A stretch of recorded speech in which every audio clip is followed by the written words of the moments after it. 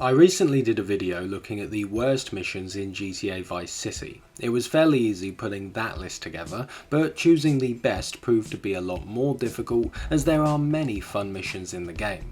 However, after much thought, I managed to do it, and so here are my top 10. In No Escape, you have to break safecracker Cam Jones out of a police station so you can use him for a big bank robbery. The mission gives you a choice. You can put on a uniform and walk through the police station peacefully, or you can go in guns blazing. It's cool to have alternatives, but whichever way you choose, once you get Cam out of the cell, you'll have a 4-star wanted level. Thankfully, the pay and spray isn't too far from your location, so once you manage to escape the station, it's just a case of surviving the onslaught until you get there.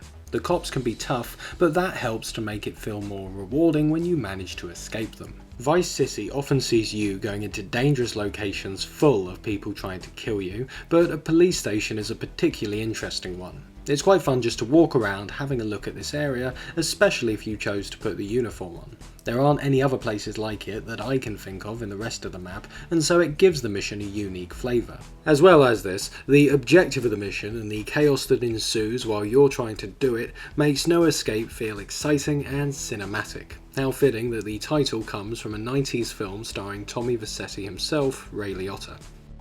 Death Row may be one of those choices that surprises people. There were plenty of commenters on my last video calling this mission one of their least favourites. Well, I can't agree. After Lance attacks Ricardo Diaz, he ends up getting taken hostage, leading Tommy to have to save him. This moves the plot along nicely, as in the very next mission you're forced to kill Diaz because of it. It's also an early indicator of Lance's later betrayal, as his move on Diaz goes against what Tommy told him. Listen to me!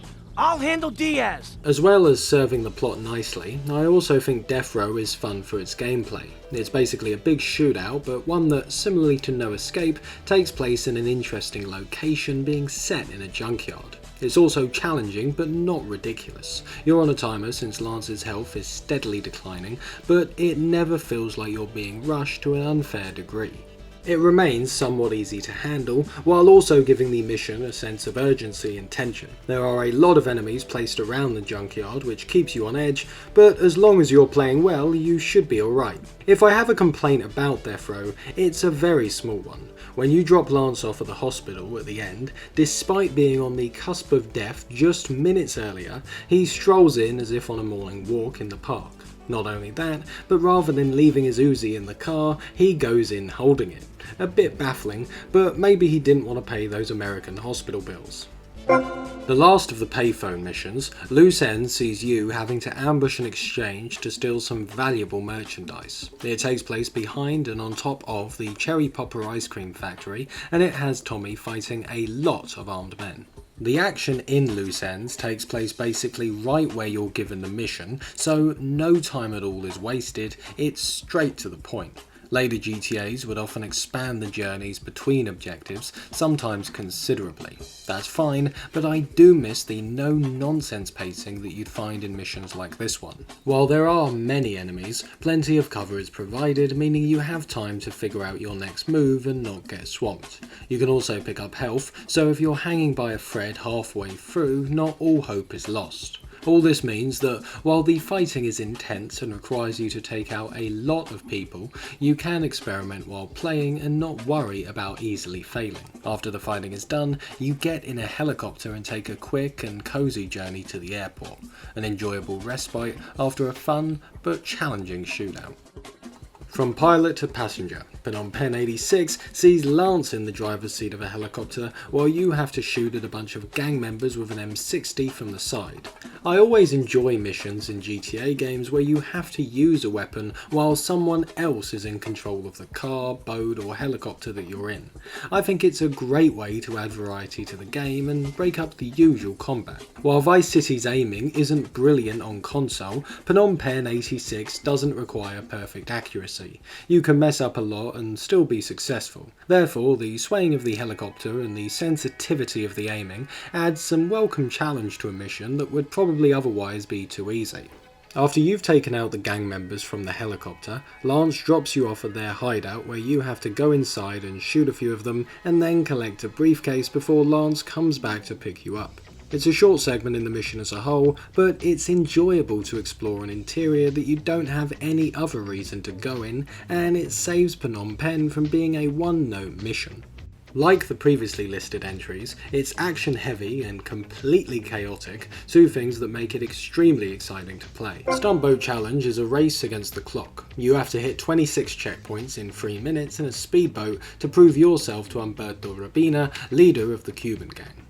What's not to like about a mission where you can listen to Vice City's brilliant radio while speeding with a boat across Florida's sun-drenched crystal blue waters? Few games can capture the magic of Japanese boy or video killed the radio star blaring out, while a Cuban gang member shouts random comments about your big cojones.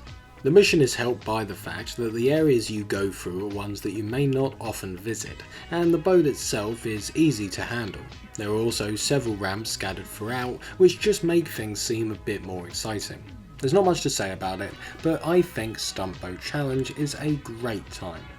You got big cojones, amigo.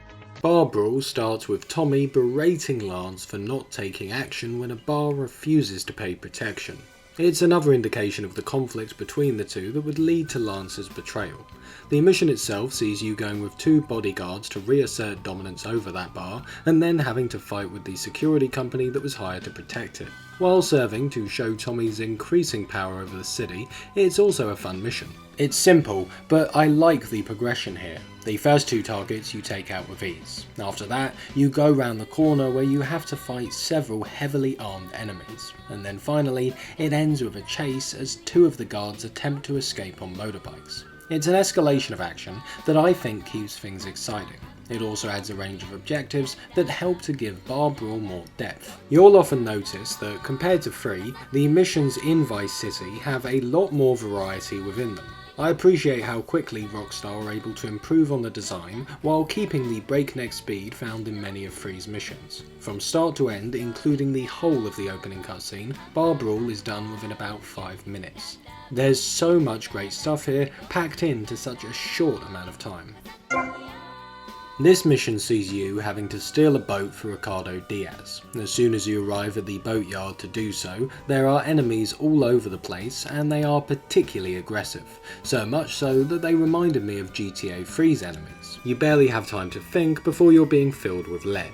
Luckily though, Vice City's targeting system is much better than 3's, and your health doesn't drop from 100 to 0 in the blink of an eye like it did in that game, meaning the fastest boat is over the top and challenging, but in an enjoyable way.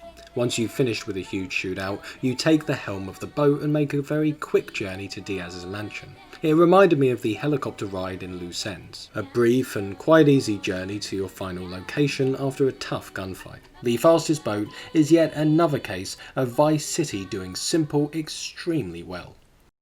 Cabmageddon is one of the most fun and original missions in the entire game. After getting behind the wheel of one of your Kaufman Cab's vehicles, a rival taxi company places a false call to lure you to a secluded area where they've planned an ambush.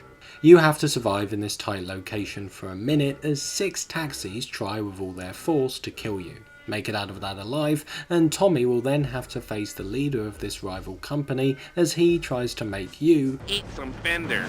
It's such a unique mission that's also completely crazy. Once the action starts, it doesn't let up, and that first minute with the several taxis trying to ram you feels like you're playing bumper cars in hell.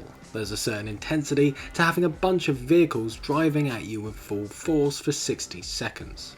You can also take care of the rival taxis pretty much however you want, which works wonders for giving the mission replayability. Cabmageddon has so much personality and is a great example of Vice City's over-the-top humour. The fact there's nothing else like it in the rest of the game makes it stand out all the more. Just like Loose Ends, Autoside is another payphone mission. I find that it has some of the best variety in the entire game. You're told to take out several undercover members of a European gang who are scattered across the first island.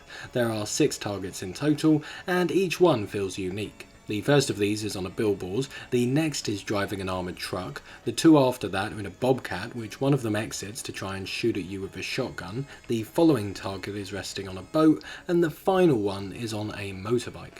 All this means that every kill feels slightly different.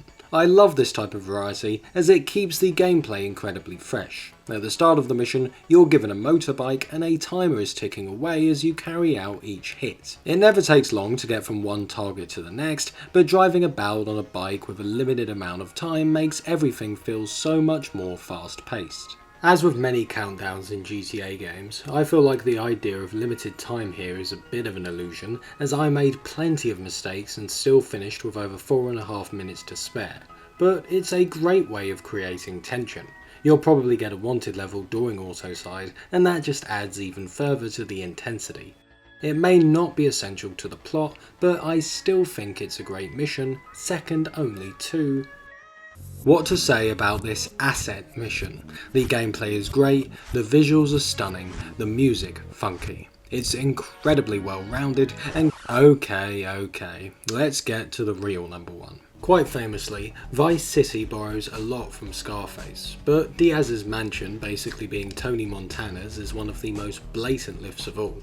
Taking place right after Death Row, Rubout sees you having to infiltrate that mansion and then kill Diaz, transferring ownership from him to Tommy. I do wonder how Lance felt about Tommy making this his new home, even though they both did the job together, but maybe that's yet another reason why Lance felt betrayed. Presumably he would have been quite jealous about not having the only house in Vice City with its very own maze.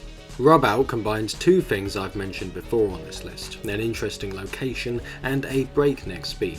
You begin the mission right next to Diaz's mansion and then the fighting starts immediately. Not a single second is wasted, it's action from the very beginning until the very end. You combat waves of enemies in the gardens, next to swimming pools, on the stairwell, in the corridors and in the main hall. I've always enjoyed exploring this mansion. Visually it works brilliantly as a backdrop to this big shootout.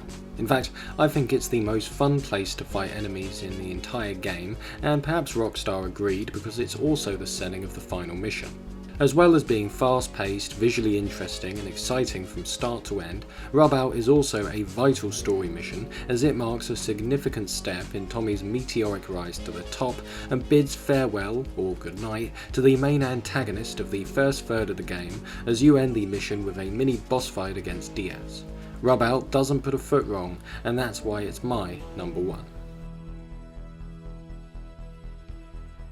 And there we have it, the best and worst missions of GTA 3 and Vice City have now been tackled. Next we'll either look at the best and worst missions in my favourite GTA game San Andreas, or it will be GTA 6. There will be videos on both of these, but what will come first I'm not yet sure of. Still, you should be sure to subscribe so you don't miss either.